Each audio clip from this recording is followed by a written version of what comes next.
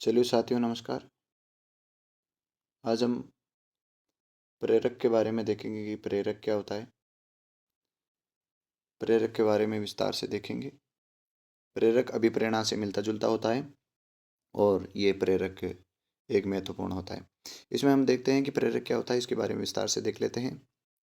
प्रेरक एक आंतरिक स्थिति है जो व्यक्ति को कार्य करने के लिए प्रोत्साहन करती है। प्रेरक ये आंतरिक एक स्थिति होती है व्यक्ति के अंदर, मन में एक ऐसी स्थिति होती है, मोटिवेट होता है व्यक्ति, जो कि उसे कार्य करने के लिए प्रेरित करती है।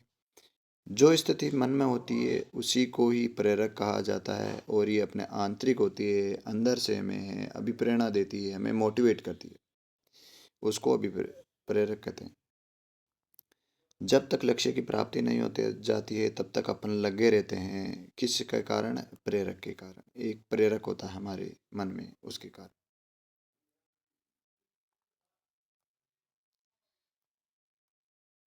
अगला है कि ये आवश्यकता चालक उद्दीपक का एक शुद्ध रूप है। ये प्रेरक जो होता है वो किस किस के कारण बनता है? तो ये आवश्यकता, चालक और उद्दीपक, इन तीनों के रूप से मिलकर आवश्यकता होती है, तो हम चालक ढूंढते हैं और उसके बाद हमें उद्दीपक प्राप्त होता है। ये सब चीज़ें प्रेरक में होती है। गेरेट ने तीन प्रकार के बताए। गेरेट ने तीन प्रकार के बताए, जिनमें जैविक, मनोवैज्ञानिक और सामाजिक।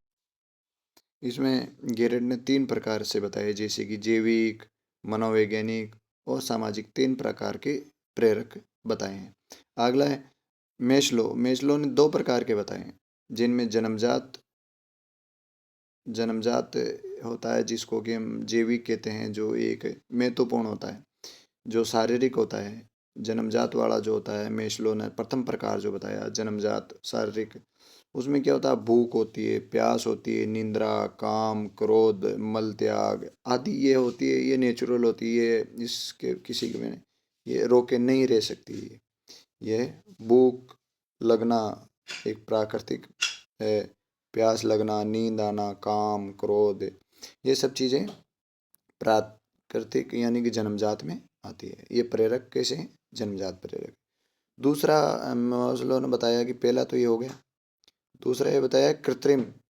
कृत्रिम या अर्जित, जो अपनी आवश्यकता का अनुसार होता है, उसे कृत्रिम या अर्जित प्रेरक कहते हैं। जिसमें किसी को पुरस्कार देते हैं, दंड देना, किसी की प्रशंसा करना, किसी को पद देना, रुचि होना, आदत, जीवन के लक्ष्य, ये आदि दूसरे होते हैं। पहला प्रेरक में हमारा जैविक शारीरिक जो था वो हुआ, और दूसरा प्रेरक में हमारा हमारा कृत्रिम या अर्जित जिसको कहते हैं वो हुआ।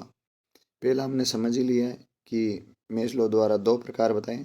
उनमें पहला हमारा जैविक जो शारीरिक होता है उस, और जन्मजात होता है जिसे हम प्राकृतिक प्रेरक भी कहते हैं।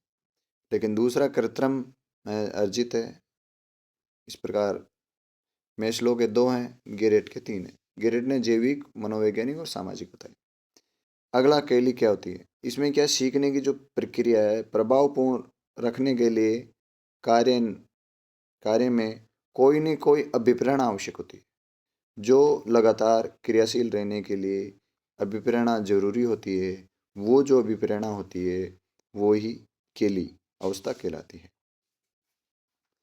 आगे हैं, इसमें सूत्र भी दिए हैं, जैसे कि हिलगार्ड ने इसके बारे में सूत्र दिया है कि हमें सबसे पहले जो सूत्र दिया है वो उसकी एक पुस्तक है, थोरिसिक ऑफ लर्निंग। थोरिसिक ऑफ लर्निंग में उन्होंने वर्णन किया सूत्र का कि हमें आवश्यकता के बाद प्रणोदान और उसके बाद प्रोत्साहन होता है। इस प्रकार ये है, हमें अभिप्रेरक का सूत्र दिया हिलगार्डन ने।